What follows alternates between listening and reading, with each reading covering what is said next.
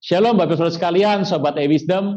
Terima kasih buat boleh terus menyaksikan untuk memberikan masukan, belajar bersama dengan channel ini dari Aruna Wisdom Kita Official Channel. Terima kasih buat dukungan kalian boleh terima sampai hari ini. Saya percaya bahwa biarlah tangan Tuhan mengajar kita, mengurapi kita, karena kita tahu belajar Alkitab tidak mudah Bapak Ibu. Perlu semangat, perlu waktu, perlu pemikiran, dan ini semua adalah apa yang Roh Kudus tuntun dalam kehidupan kita. Bapak Ibu, ada kesulitan tentu saja dalam belajar Alkitab, karena kita tahu Alkitab ditulis dengan bahasa aslinya, yaitu adalah bahasa Ibrani, ada berapa dengan bahasa Aramik, kemudian Perjanjian Baru ditulis dengan bahasa Greka, walaupun kita tahu juga beberapa penulis dalam kitab Injil menulis dalam bahasa Ibrani, dan beliau juga yang kemudian mengalih bahasakan dalam bahasa Greka.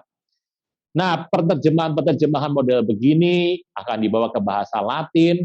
Kenapa sih harus penerjemahan, Pak? Supaya bisa diterima oleh banyak suku bangsa. Karena memang soal bahasa ini kan sejarahnya ada dari Babel, Bapak Ibu. Jadi sudah dikacaukan, jadi kita belajar dengan banyak bahasa waktu itu. Tapi jangan khawatir, karena apa? Karena kita akan terus belajar untuk mengikuti pelan-pelan. Memang tidak mudah, karena kita tahu membuat kue bolu itu sangat cepat, tapi membuat lapis legit harus selapis demi selapis.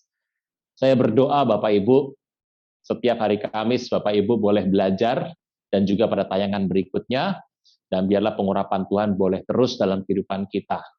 Kapan kita belajar selesainya? Kapan Pak? Sampai Tuhan datang.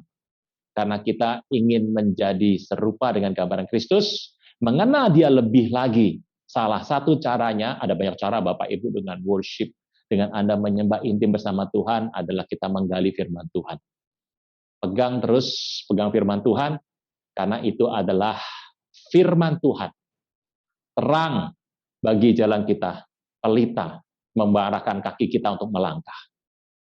Tuhan Yesus memberkati berlimpah-limpah Bapak Ibu Saudara sekalian, dan saya percaya tangan Tuhan yang perkasa akan membalas semua kebaikan dan kemurahan hati Bapak Ibu, dimanapun berada.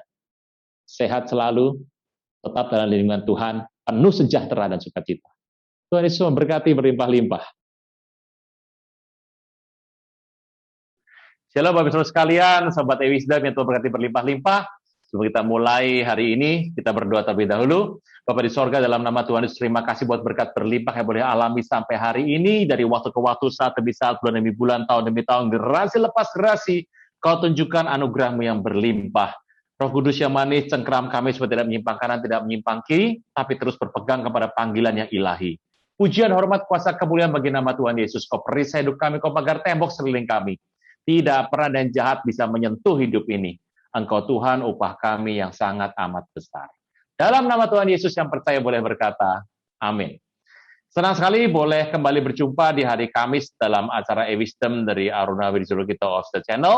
Dan kita sudah melewati beberapa kali seri yang panjang dan melelahkan Bapak Ibu.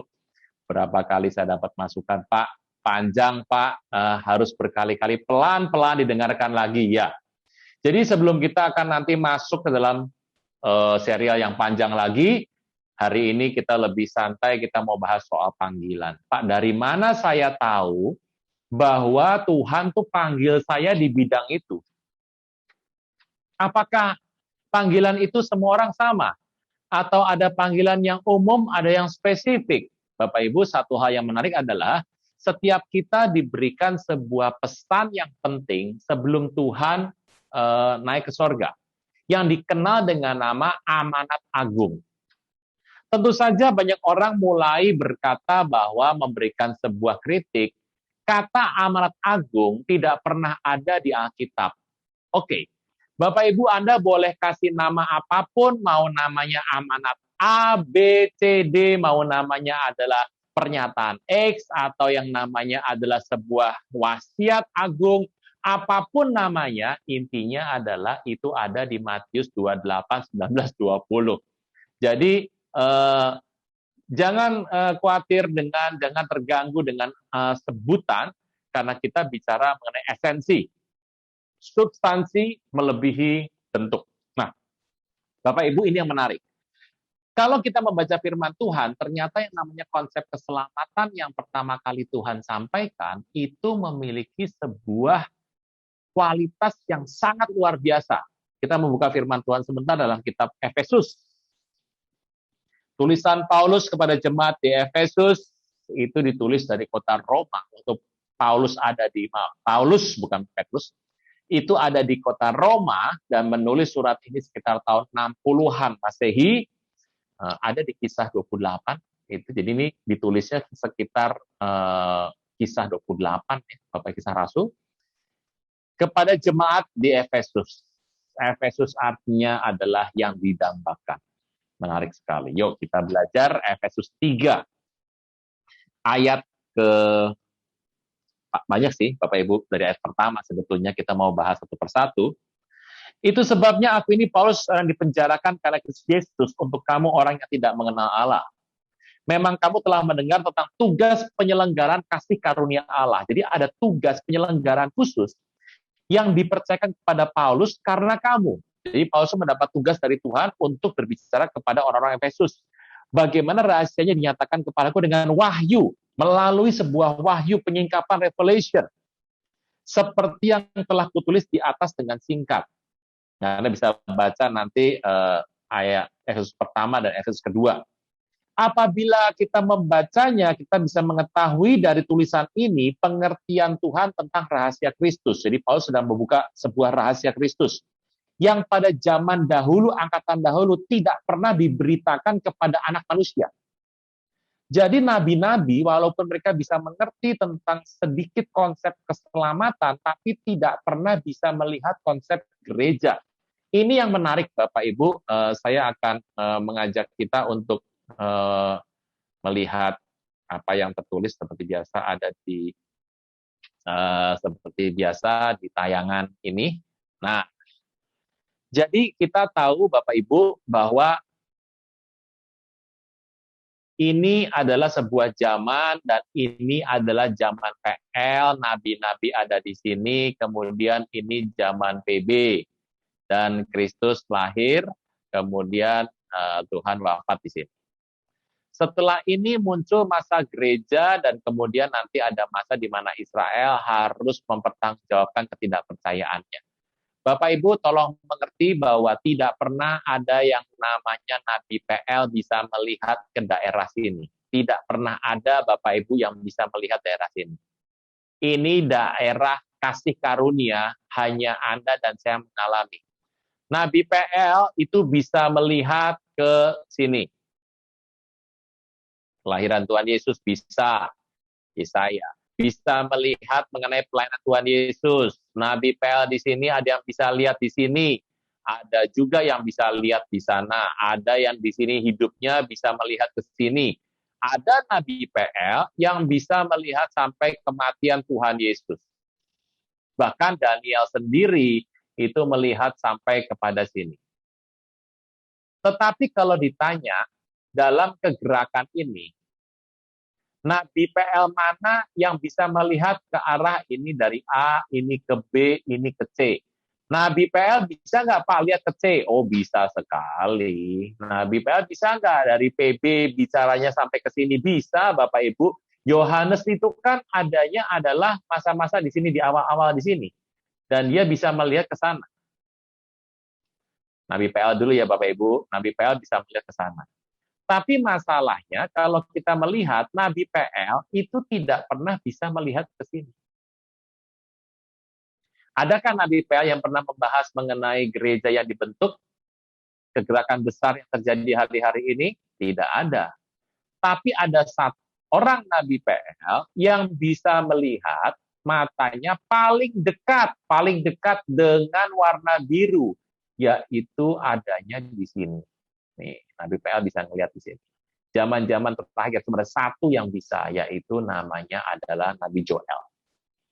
Yuk kita lihat sebentar. Dikatakan pada Efesus 3 ayat yang kelima, tidak pernah anak manusia itu diberitakan sebuah rahasia seperti ini, tetapi yang sekarang dinyatakan dalam roh kepada rasul-rasul dan nabi-nabi yang kudus. Jadi semua kejadian hari-hari ini itu diterima oleh para rasul itu dan nabi yang kudus, yaitu bahwa orang-orang bukan Yahudi karena berita Injil turut menjadi ahli waris dan anggota tubuh dan peserta dalam janji yang diberikan dalam Kristus Yesus. Anda bisa bayangkan, semua nabi PL itu bernubuat mengenai bagaimana Israel.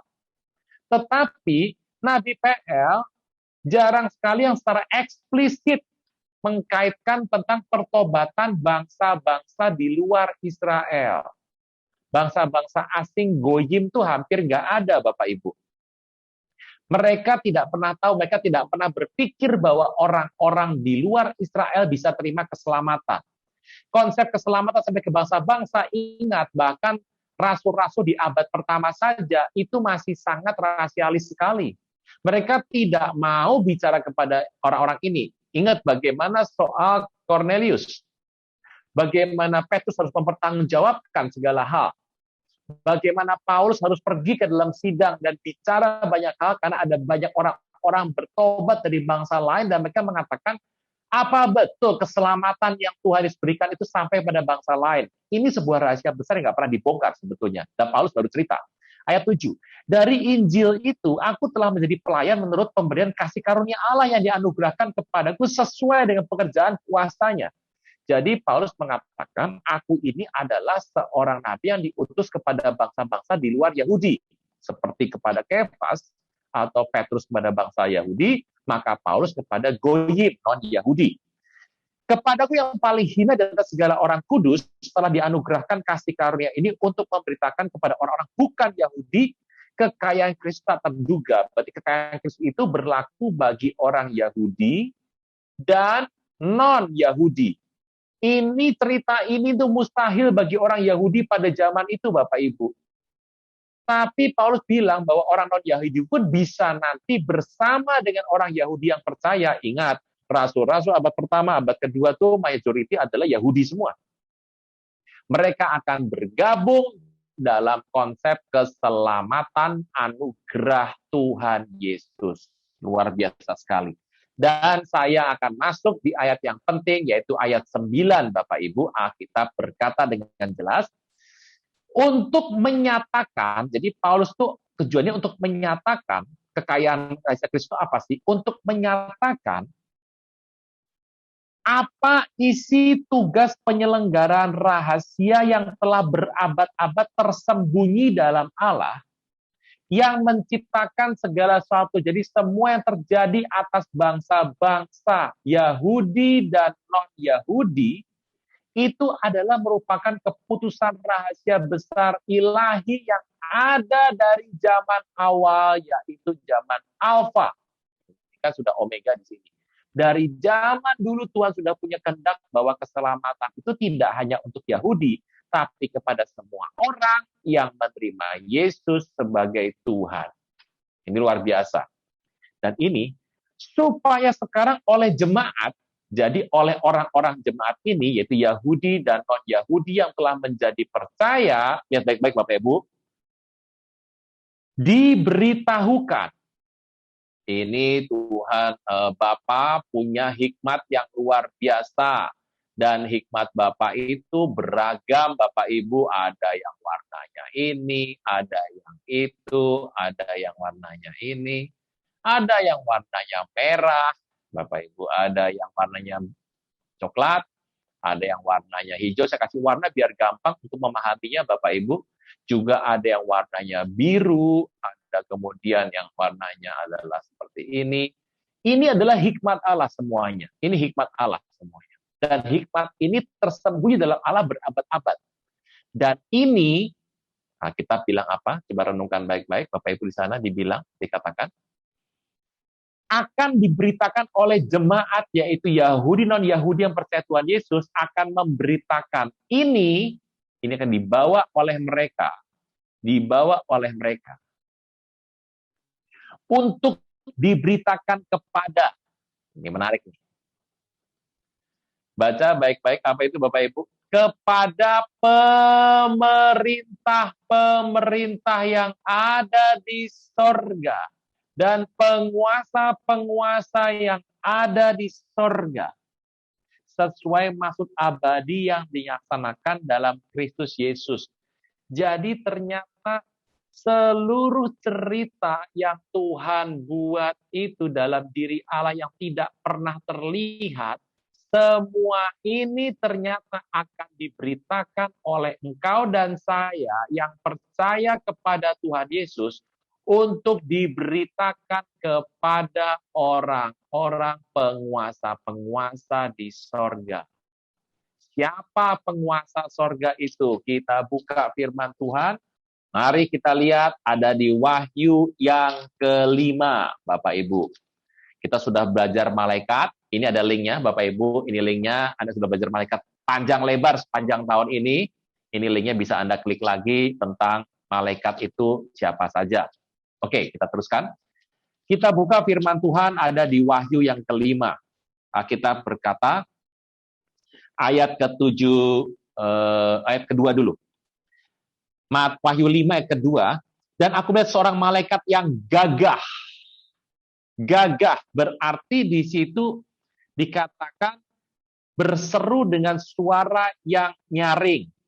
Ternyata kalau Anda melihat ada malaikat yang gagah yang berseru bertugas di sana. Kemudian coba lihat Wahyu ke-7 ayat kedua.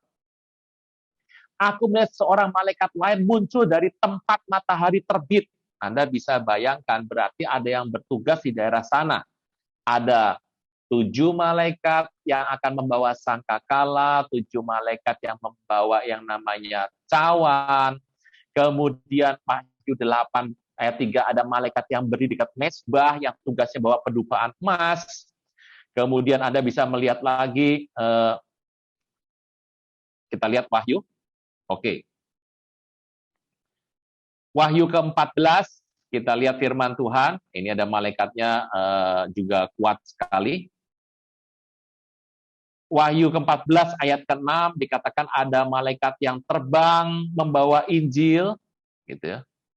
Dan kemudian kalau kita melihat malaikat yang keluar dari bait suci di Wahyu 14, ini ayat 15, ini bicara mengenai malaikat yang keluar dari bait suci, ada penjaganya di sana.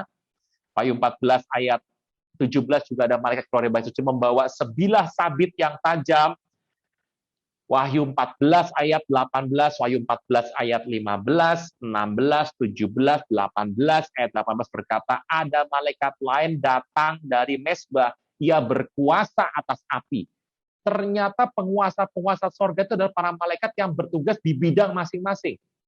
Ada yang menjaga matahari, ada yang menjaga lautan, menjaga sungai, menjaga 4 mata angin, menjaga api, menjaga mezbah, menjaga bait suci, masing-masing punya tugas. Ada yang pegang cawan, ada yang pegang sangkakala, semuanya malaikat. Itulah penguasa sorga. Dan Alkitab berkata, kita orang yang percaya yang akan memberitahu kepada mereka hal-hal seperti itu. Yuk kita lihat 1 Petrus 1 ayat yang ke-12. Saya bacakan Bapak Ibu. 1 Petrus 1, saya tuliskan di sini. Oke. Ayat yang ke-12. 1 Petrus 1 ayat ke-12. Kepada mereka dinyatakan bahwa mereka bukan melayani diri mereka sendiri, tapi melayani kamu dengan segala sesuatu yang telah diberitakan sekarang kepada kamu dengan perantaraan mereka yang oleh Roh Kudus yang diutus dari sorga. Yaitu orang-orang hamba-hamba di masa lalu itu bercerita atas utusan Roh Kudus mengenai hal-hal penting yang kita harus tahu.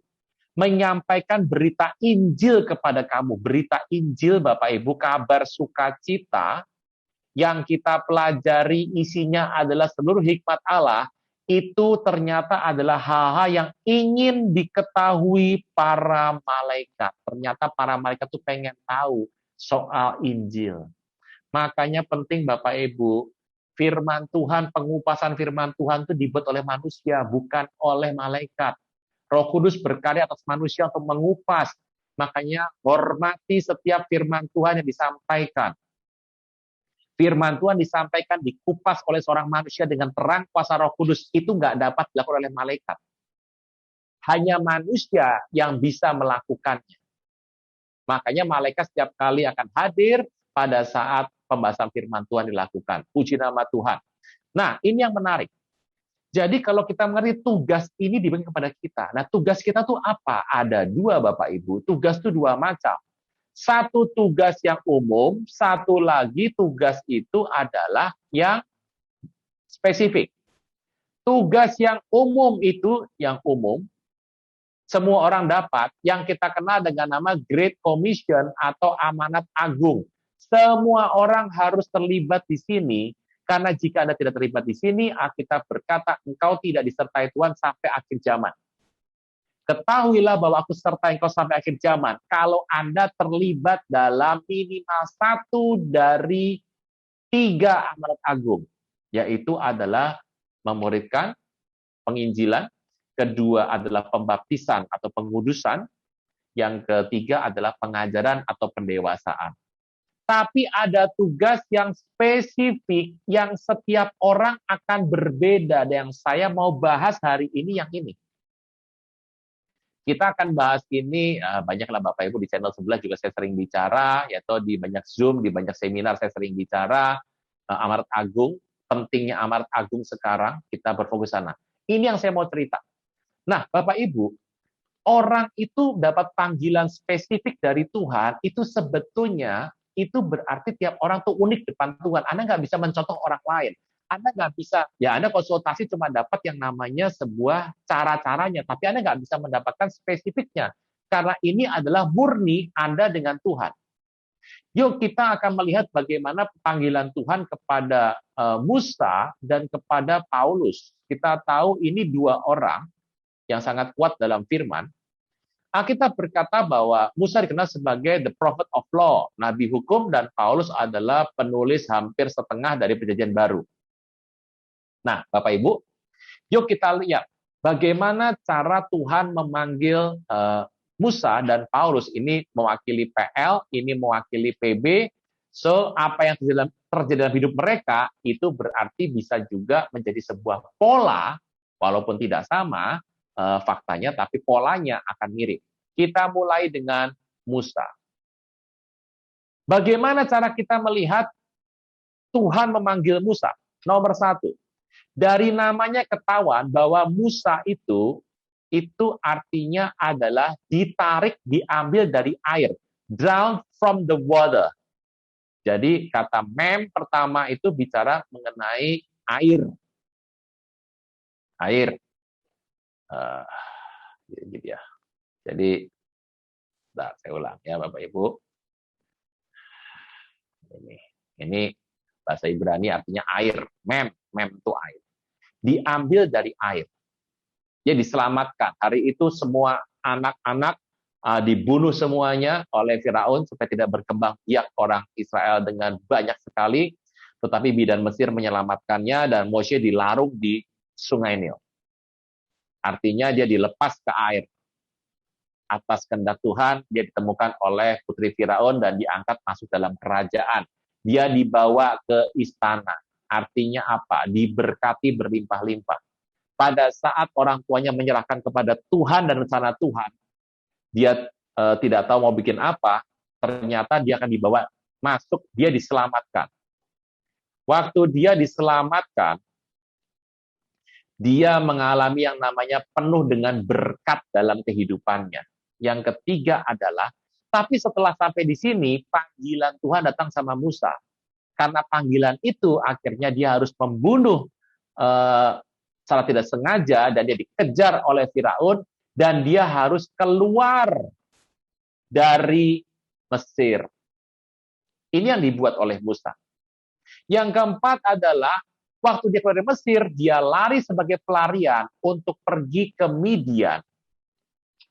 Dia ketemu dengan seorang imam di sana, membantu kambing dombanya untuk digembalakan, dan nggak berapa lama dia setelah ketemu imam, dia ketemu seorang imam, dan akhirnya menjadi keluarga imam, karena dia menikah dengan anak dari Yitro. Gitu. Jadi, ini imamnya Yitro ya, dan dia akhirnya menikah. Menjadi menantu. Bapak Ibu coba lihat baik-baik bagaimana cara Tuhan memanggil Musa. Ternyata waktu Tuhan itu memberi tugas spesifik kepada Musa, Jauh sebelum Musa sadar, Tuhan sudah menaruh yang namanya peta kecil hidup panggilan Musa itu ke dalam hidup Musa sendiri. Kelak, apa yang Musa lakukan dalam kehidupan, itu persis dengan kehidupannya. Anda bisa bayangkan, orang Israel itu dipilih Tuhan. Kita tahu ini dipilih Tuhan. Apa yang terjadi dari sana? Orang Israel itu mengalami berkat besar di tanah Mesir. Berkat besar alami.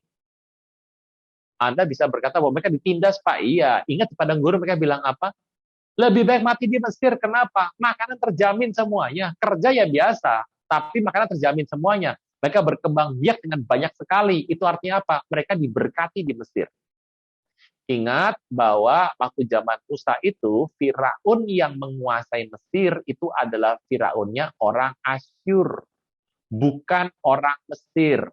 Sedangkan yang ketemu dengan Yakub dan Yusuf itu Firaun yang baik dari dinasti Hyksos. Sedangkan yang ketemu sama Musa itu Firaun, jabatan Firaunnya sudah bukan orang Mesir, tapi orang Asyur di sana yang berkawin campur dengan orang Mesir. Tahu dari mana, Pak? Kita buka yuk. Kitab Yesaya 52. Yesaya 52 mengatakan, Alkitab mengatakan bahwa ayat keempat, Yesaya 52 ayat keempat. Sebab beginilah firman Tuhan Allah, dahulu umatku berangkat ke Mesir dan tinggal sebagai orang asing. Ini kan berarti adalah Yakub dan anak-anaknya dibawa oleh Yusuf masuk ke tanah Mesir. Lalu Asyur memeras dia tanpa alasan. Kita tahu bahwa kerajaan di muka bumi itu ada Mesir, ada Asyur, Asyur yang membawa bangsa utara Israel pembuangan, kemudian nanti Asyur habis oleh Babel yang membawa Israel selatan untuk pergi dalam pembuangan. Babel dikalahkan oleh Media Persia. Kita tahu Persia lebih kuat daripada Media. Persia raja terakhirnya mengalahkan kerajaan Babel. Masih ingat Belshazzar yang ada menek-menek tegal ufarsin pada malam hari dia stres karena melihat ada punggung tangan menulis. Waktu pesta terjadi, sebetulnya orang Persia sudah masuk ke halaman istana.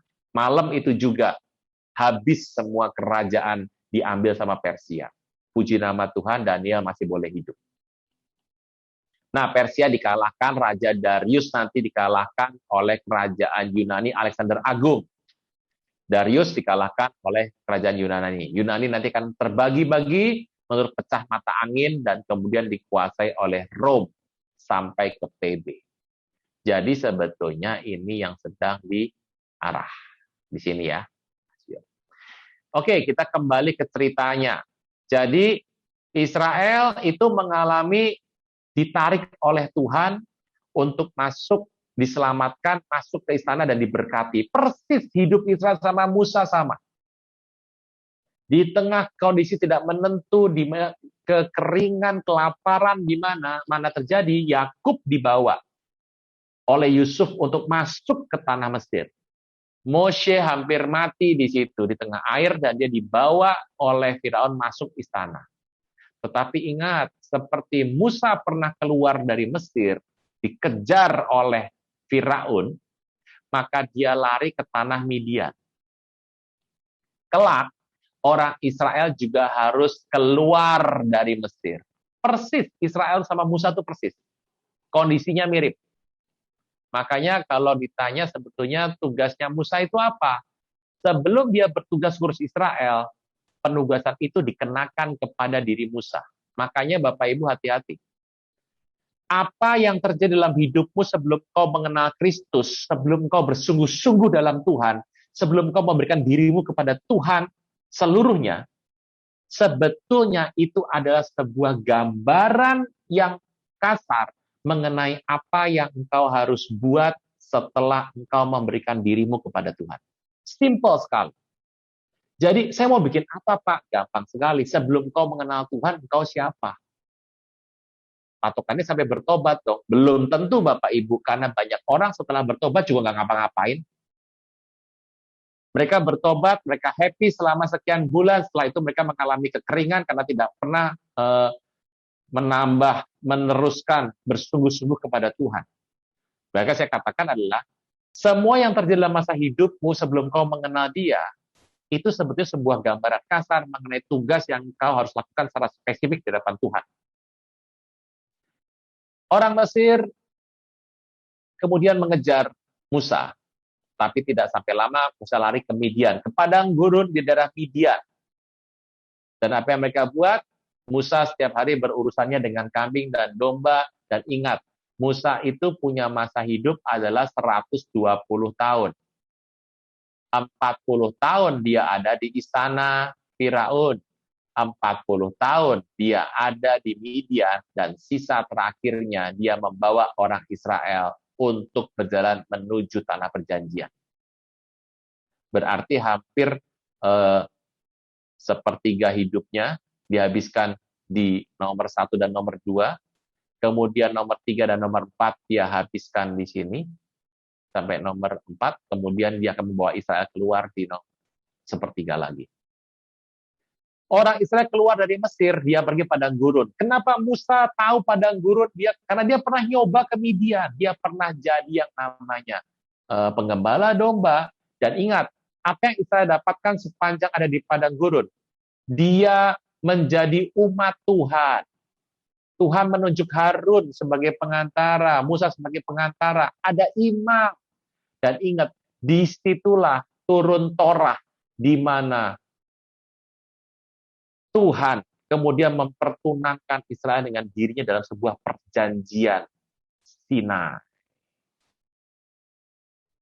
Ingat, perjanjian yang dibuat dengan Nuh berupa sebuah rainbow, sebuah pelangi, sunat di Abraham, dan ingat perjanjian Torah di Sinai bicara mengenai perjanjian darah anak domba dibuat oleh Tuhan. Persis Musa menikah waktu ada di Midian, ketemu dengan imam, dan dia memiliki keluarga. Israel kemudian keluar persis seperti Musa. Israel kemudian keluar, dikejar oleh Firaun, masuk ke padang gurun, dan di sana dia akan menikah tanda kutip dengan Tuhan. Anda bisa melihat bagaimana cara Tuhan membawa seseorang. Jadi semua tugas Anda yang spesifik itu bisa dilihat gambaran kecilnya, kasarnya adalah perjalanan hidupmu sama Tuhan. Makanya tempat paling efektif melayani secara spesifik adalah Anda melihat kembali ke background hidupmu, ke background hidupmu. Apa background hidupmu? Apa background keluargamu? Pertama kali Tuhan panggil jadi seorang pengajar firman Tuhan, saya nggak merasa mampu. Tapi saya duduk hampir waktu berapa hari untuk merenungkan kehidupan saya di masa lalu. Saya melihat ternyata ada berapa sisi-sisi terang, di mana yang namanya konsep pembelajaran, konsep seorang guru, konsep hamba Tuhan. Oh, ternyata ada loh hamba Tuhan di keluarga saya di bagian mana. Saya nggak pernah cari, Bapak Ibu tahu aja. Oh, saya baru tahu. Ternyata nggak tiba-tiba seorang itu jadi seorang hamba Tuhan, melayani Tuhan itu nggak tiba-tiba. Ada garis yang Tuhan sudah persiapkan dalam kehidupannya. Jadi sebetulnya masa lalu hidup Anda dan saya, waktu engkau mengenal Tuhan di sini, Tuhan tuh menggunakan seluruh masa lalu hidupmu itu sebagai sebuah pengalaman kasar yang kelak akan kau pakai untuk melayani dia secara spesifik maupun secara general. Makanya kenapa jadi orang percaya, saya sarankan adalah Bapak Ibu senantiasa untuk mulai melihat. Makanya ada orang tidak mau berdamai sama masa lalu dan menganggap bahwa masa lalunya itu adalah hal yang harus dibuang. Betul, harus dibuang, dilupakan kata Paulus. Tapi ingat, Tuhan menaruh yang namanya hal-hal indah dalam kehidupan kita untuk dirajut. Seluruh kehidupan Musa di masa lalu, itulah yang terjadi dalam skala besar bagi orang Israel. Bisa melihat ya Bapak Ibu ya. Yuk sekarang kita lihat bagaimana Paulus. Satu-satunya orang di Alkitab yang unik sekali karena mendapat nubuatan dia berani lawan Bapak Ibu. Kita kalau ada hamba Tuhan bernubuat, apalagi punya karunia nabi bernubuat, wah, bahkan yang orang tidak punya karunia bernubuat pun kadang-kadang kita juga mau dengerin Bapak Ibu. Kenapa? Karena manusia pengen tahu sesuatu pesan Tuhan. Paulus pernah disampaikan pesan bahwa dia akan mati di Roma.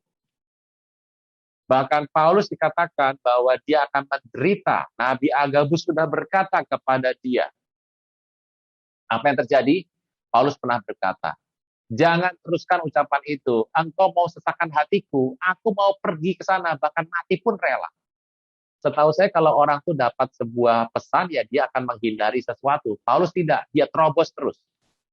Bahkan dia ngotot untuk bersaksi di beberapa kota, sampai Tuhan berkata, karena kau sudah berani bersaksi di Yerusalem, sekarang kau bersaksi ke Roma.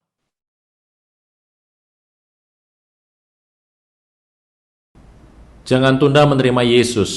Hanya Yesus yang sanggup melepaskan Anda dari kesalahan dan dosa. Selalu ada waktu bagi Dia, tetapi tidak selalu ada waktu bagi Anda. Mari, ikuti saya mengucapkan doa berikut dengan yakin. Tuhan Yesus, ampuni semua kesalahan dan dosaku. Saat ini dengan sadar dan rela, aku mengundang Engkau sebagai Tuhan, Raja, dan Juru Selamat hidupku. Terima kasih Tuhan Yesus untuk namaku telah dicatat dalam kitab kehidupan. Amin.